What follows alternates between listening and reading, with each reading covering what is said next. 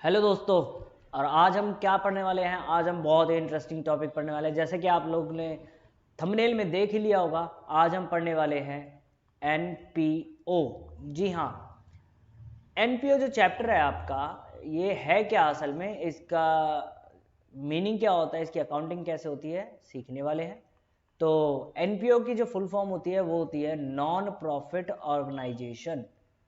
Non profit organisation, ठीक है। Sir क्या होता है ये non profit organisation?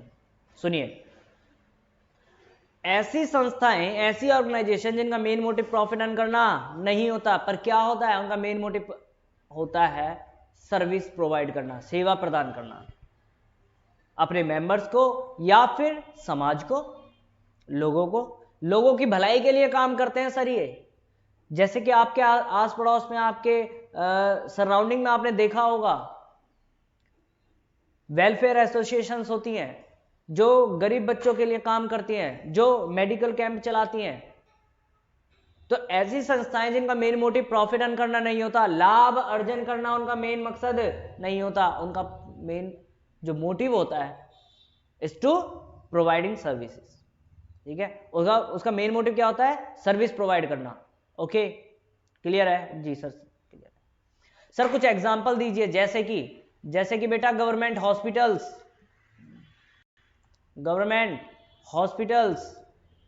Government schools, colleges, ठीक है, क्लब्स, स्पोर्ट्स क्लब वगैरह होते हैं ना, जिम खाना वगैरह। तो यहां पर मेंबर्स को सर्विस प्रोवाइडिंग उनका मेन मोटिव होता है, not to earn profit. Clear? तो ये बाकी कंपनीज के हिसाब से ये इनकी अकाउंटिंग अलग से होगी, क्योंकि यहां पर प्रॉफिट लॉस का झंझट है ही नहीं, याद रखिएगा। तो सर जब ये प्रॉफिट ऑर्गेनाइजेशन नहीं है, इनका मेन मोटिव प्रॉफिट अर्न करना नहीं है, तो क्या यहां पर इनकम एक्सपेंसेस नहीं होंगे? क्या यहां पर पैसा आएगा नहीं, जाएगा नहीं, कैश का इनफ्लो आउटफ्लो कुछ नहीं होगा, असेट लायबिलिटीज बिल्कुल नहीं होंगी? सर ऐसा नहीं है, यहां पर असेट लायबिलिटीज भी होंगी, यहां पर इनकम और एक्सपेंसेस भी होंगे, यहां पर कैश का इनफ्लो आउटफ्लो भी होगा। तो उनकी अकाउंटिंग हमें जो करनी पड़ेगी वो बिल्कुल सेपरेट ढंग से करनी पड़ेगी।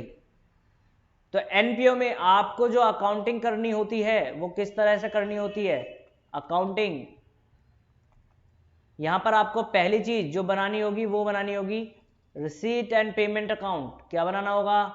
Receipt and payment account. Clear? क्या बनाना होगा? Receipt and payment account. दूसरा आपको बनाना होगा sir income and expenditure account. क्या बनाना होगा sir? Income and expenditure account.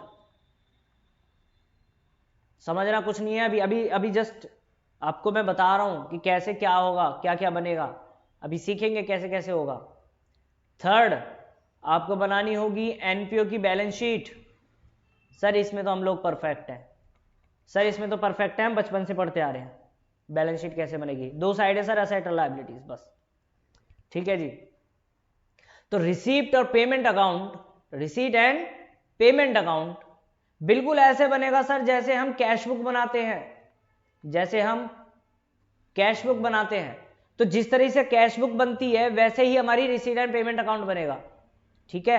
Cash का इनफ्लो और आउटफ्लो जो अकाउंट में हम मेंशन करेंगे, जहां पर हम उसकी रिकॉर्डिंग करेंगे, उसे हम बोलेंगे receipt and payment account. Clear हो गया जी सर? क्लियर हो गया। दूसरा हमने क्या बनाया? Income and expenditure. तो इनकम एंड एक्सपेंडिचर अकाउंट बिल्कुल ऐसे बनेगा जैसे हम नॉर्मली पीएनएल अकाउंट बनाते हैं, प्रॉफिट एंड लॉस अकाउंट जैसे बनाते हैं, तो वैसे ही हमारा इनकम एंड एक्सपेंडिचर अकाउंट बनेगा। एक करंट ईयर की इनकम और करंट ईयर के एक्सपेंडिचर को हम इस अकाउंट में रिकॉर्ड करेंगे, इनकम एंड एक्सपेंडिचर अकाउंट में। ओके, करंट ईयर का बोला है मैंने। अगर वो रिलेट करता है प्रीवियस ईयर से या फिर वो रिलेट करता है नेक्स्ट ईयर से, तो उसे हमें शामिल नहीं करना। फाइनल है। उसके बाद में बैलेंस शीट तो आपको पता ही है सर कैसे बनती है, दो साइड होंगी, एसेट और लायबिलिटीज। क्लियर हो गया जी सर? क्लियर हो गया। इसमें कुछ छोटी छोटी टर्म्स आएंगी, उन टर्म्स को हमें पहले समझना होगा, उनकी छोटी छोटी कैलकुलेशन सीखनी होंगी, उसके बाद हम बड़े क्वेश्चंस कर पाएंगे। क्लियर? और मैं आपको बता दूं, आपके सिलेबस से रिसीट एंड पेमेंट अकाउंट जो है वो हट चुका है, हमें सीधा इनकम एंड एक्सपेंडिचर और बैलेंस शीट बनानी है। ठीक है जी सर, क्लियर। तो अब पहले मैं आपको एक छोटी छोटी कुछ टर्म्स समझा देता हूं, उसके बाद हम उसकी कैलकुलेशन समझेंगे। सबसे पहले एक टर्म आती है सर जिसे हम बोलते हैं सब्सक्रिप्शन। क्या बोलते हैं इसको? सब्सक्रिप्शन। सब्सक्रिप्शन सब्सक्रिप्शन क्या होता है? Subscription is the main source of earning for the NPO या for that type of organisation. ये क्या होता है? ये मेन सोर्स होता है, इसी के बल पर चलती है ये। चंदा, चंदा बोलते हैं इसको, चंदा। ये अपने मेंबर्स से लेते हैं, ठीक है। तो हर साल इनको सब्सक्रिप्शन कुछ ना कुछ मिलता होगा, बिल्कुल मिलता होगा सर। तो क्या ये इनकी इनकम है या एक्सपेंस है? हम किसके पॉइंट ऑफ व्यू से काम कर रहे हैं? हम कर रहे हैं सर ऑर्गेनाइजेशन के पॉइंट ऑफ व्यू से काम। तो ऑर्गेनाइजेशन के लिए तो इनकम है सर, क्योंकि मिल रहा है, ठीक है। लेकिन हमें चाहिए सिर्फ करंट ईयर का। अगर हम इनकम एंड एक्सपेंडिचर अकाउंट में इसको लिखेंगे तो हमें चाहिए सिर्फ करंट ईयर का। तो वो करंट ईयर का कैसे कैलकुलेट होगा वो मैं आपको समझा देता हूं। एक एग्जांपल करते हैं सर, एग्जांपल नंबर वन करते हैं, ठीक है। उसमें समझते हैं एक एक करके बारीकी से कि कैसे कैसे कैलकुलेशन होंगी, क्या क्या होगा। समझिए सर, एक सेकेंड। हाँ जी, देखिए ये कह रहा है as per received and payment account for the year ended 31 March 2019 the subscription received were rupees 6 lakh. Additional information given है, तो मैं यहां पर लिख लेता हूं कि मुझे सब्सक्रिप्शन रिसीव्ड कितना हुआ। सब्सक्रिप्शन रिसीव्ड कितना हुआ सर? मुझे हुआ 6 लाख रुपए। सब्सक्रिप्शन कितना रिसीव्ड हुआ है? 6 लाख रुपए। ओके, ठीक है सर, लिख लिया। उसके बाद में आपको कह रहा है कि कुछ एडिशनल इंफॉर्मेशन हम आपको दे रहे हैं। क्या सर? आउटस्टैंडिंग सब्सक्रिप्शन है, एरियर आउटस्टैंडिंग सब्सक्रिप्शन है ऑन कब सर? 1 अप्रैल 2019। 1 अप्रैल 2019 को कितने रुपए? 60,000 है सर, 60,000, ठीक है जी। उसके बाद आउटस्टैंडिंग सब्सक्रिप्शन है, subscription in arrears, outstanding subscription on 31 मार्च 2020 कितना है सर? सर ये जो अमाउंट है ये है आपका 40,000। कितना है सर? 40,000। क्लियर हो गया? मैं कुछ नहीं कर रहा हूं, जो है क्वेश्चन कह रहा है मैं वो बस इंफॉर्मेशन पुट कर रहा हूं यहां पर, ताकि आपको बार बार क्वेश्चन सुनने की जरूरत ना पड़े। उसके बाद सर आपको बताया एडवांस सब्सक्रिप्शन, एडवांस सब्सक्रिप्शन, ठीक है जी, ऑन 1 अप्रैल 2019। सर उसका अमाउंट आपको दिया गया है 32,000। कितना गया है? 32,000। उसके बाद एडवांस सब्सक्रिप्शन दोबारा से ऑन 31 मार्च 2020, उसका अमाउंट दिया गया है 38,000। कितना गिवन है? 38,000। बस ये इंफॉर्मेशन आपको गिवन है। आपको कैलकुलेट करना है करंट ईयर का सब्सक्रिप्शन। आप मुझे बताइए करंट ईयर का सब्सक्रिप्शन कैसे कैलकुलेट होगा। ओके, देखिए मैं आपको सिंपल सा तरीका बताता हूं, हो सकता है आप लोगों के अपने अलग अलग तरीके हों, आपको अलग से कुछ तरीका सिखाया हो किसी मेरे जैसे टीचर ने, बहुत बढ़िया, कोई दिक्कत नहीं है। मेरा एक खुद का अपना तरीका है, एक छोटा सा। तो उसमें मैं क्या करता हूं, जो भी क्वेश्चन में, जिस भी टाइप के क्वेश्चन में, चाहे वो इस चैप्टर का हो चाहे किसी भी चैप्टर का हो, अगर मुझे ज़्यादा डेट्स शो होती हैं, अगर डेट्स जो हैं वो ज़्यादा हैं, तारीख ज़्यादा है, अलग अलग समय पे काम हुआ, तो मैं उसका एक छोटा सा डायग्राम बना लेता हूँ और उस डायग्राम में उन सारी इंफॉर्मेशन को पुट कर लेता हूँ। आफ्टर दैट मैं उस क्वेश्चन को इजीली करना स्टार्ट करता हूँ। ओके, तो यहां पर भी हम एक डायग्राम बना लेते हैं। चलिए सर डायग्राम बनाते हैं सर। देखिए सर, ये मेरा एक स्टार्टिंग पॉइंट है और ये एक मेरा एंडिंग पॉइंट है। ओके जी सर, मेरा ईयर स्टार्ट हो रहा है सर 1 अप्रैल 2019 से। कब से स्टार्ट हो रहा है? 1 अप्रैल 2019 से। ईयर एंड हो रहा है 31 मार्च 2020 को। इसमें किसी को दिक्कत? सर कोई दिक्कत नहीं है। 1 अप्रैल 2019 से ईयर स्टार्ट होगा तो ईयर एंड कब होगा? 31 मार्च 2020 को। मेरा एक ये करंट ईयर हुआ, मेरा एक ये क्या हो गया? Current year. ये मेरा करंट ईयर। इससे पहले वाला मेरा प्रीवियस ईयर होगा और इसके बाद वाला मेरा नेक्स्ट ईयर होगा। क्लियर हो गया? All clear? ऑल क्लियर जी सर, समझ में आ गया ना यहां तक?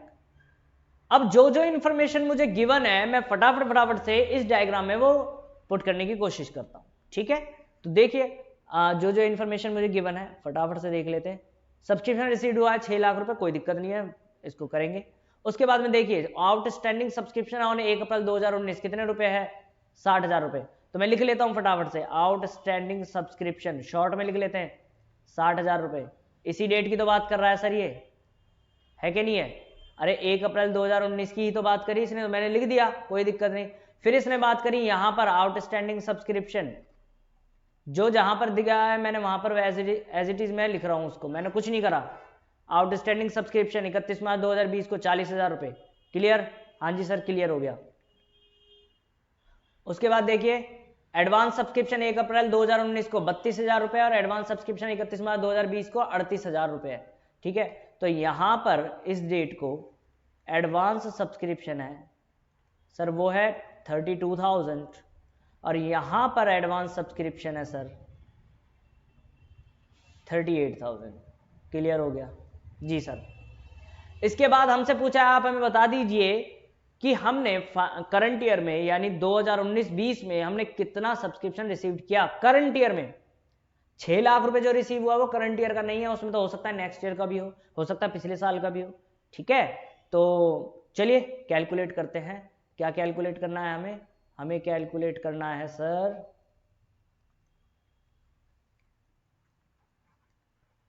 Calculation of current year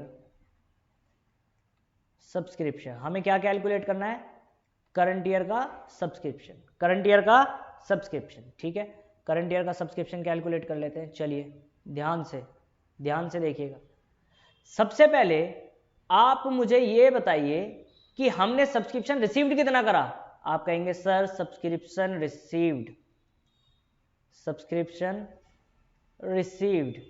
received कितना हुआ है सर? सर हुआ है 6 लाख रुपए। ओके क्लियर है? हाँ जी सर 6 लाख रुपए रिसीव हुआ था पक्का। उसके बाद ये वाला जो आउटस्टैंडिंग सब्सक्रिप्शन है 1 अप्रैल 2019 को 60,000 रुपए, 1 अप्रैल 2019 को 60,000 रुपए जो आउटस्टैंडिंग सब्सक्रिप्शन है, मैं आपसे अगर पूछूं ये कब कमाया होगा, ये कब अर्न करा होगा? सर यहां पर तो आउटस्टैंडिंग यानी बकाया यहां पर हुआ है, कमाया यहां थोड़ी है। इससे पहले ही कमाया होगा तभी तो जाके यहां पर बकाया हुआ। अरे अर्न कब करा होगा सब्सक्रिप्शन? इससे पहले 1 अप्रैल 2019 से पहले ही अर्न कर लिया होगा तभी तो जाके यहां बकाया हुआ सब्सक्रिप्शन। क्लियर हुआ नहीं हुआ? जी सर क्लियर होगा। तो ये कौन से ईयर से रिलेट कर रहा है? करंट ईयर से या प्रीवियस ईयर में? कौन से फॉल कर रहा है, किस में फॉल कर रहा है? ये तो प्रीवियस ईयर में फॉल कर रहा है सर। तो क्या ये करंट ईयर की इनकम है? नहीं है सर, ये तो पिछले साल कमाई थी हमने वो इनकम है, तो इस साल की इनकम नहीं है, इस साल की इनकम नहीं है। अगर इस साल की इनकम नहीं है तो क्या इस साल में मुझे शामिल करना चाहिए? सर आप कहेंगे कैसी बात कर रहे हैं, अभी तो आप खुद कह रहे हैं कि लास्ट ईयर की है। तो लिखिए आउटस्टैंडिंग सब्सक्रिप्शन ऑन 1 अप्रैल 2019 कितना था? 60,000 और इसको क्या कर देंगे हम? लेस। क्यों लेस करा? क्योंकि ये शामिल नहीं होगा करंट ईयर की इनकम में। Are you getting my point? Yes sir definitely sir, समझ आ रहा है। चलिए बेटा अगला पॉइंट। फिर मैंने देखिए यहां पर आउटस्टैंडिंग सब्सक्रिप्शन इस डेट को है 40,000 रुपए 31 मार्च 2020। तो ये अर्न कब करा होगा? सर अभी तो बात करी थी पीछे अर्न करा है पिछले साल में, तो ये वाला जो सब्सक्रिप्शन है ये वाला भी तो हमने पिछले साल में अर्न करा होगा। अरे पिछले साल में तो इसका मतलब ये तो हमारे करंट ईयर में फॉल कर गया, इसका मतलब ये करंट ईयर की इनकम है। अगर करंट ईयर की इनकम है तो क्या ये मुझे शामिल नहीं करना चाहिए? तो क्या ये मुझे शामिल नहीं करना चाहिए? आप कहेंगे सर बिल्कुल शामिल करेंगे, कोई दिक्कत नहीं आएगी इसमें। ओके सर बिल्कुल शामिल करेंगे, इसमें कोई दिक्कत नहीं आएगी। क्लियर हो गया बेटा? क्लियर है? हाँ जी सर बिल्कुल क्लियर है। तो इसको ऐड कर लेंगे, लिखिए आउटस्टैंडिंग सब्सक्रिप्शन ऑन 31 मार्च 2020 कितने रुपए है बेटा? वो है 40,000 रुपये। कितना है? 40,000 रुपये। समझ आया नहीं आया? जी सर समझ में आ गया। यहां तक कोई डाउट? कोई डाउट नहीं? यहां तक आप लोगों को किसी प्रकार का कोई डाउट नहीं है? नहीं है सर। उसके बाद बेटा ये देखिए, आपको यहां पर दिखाई दे रहा होगा क्या?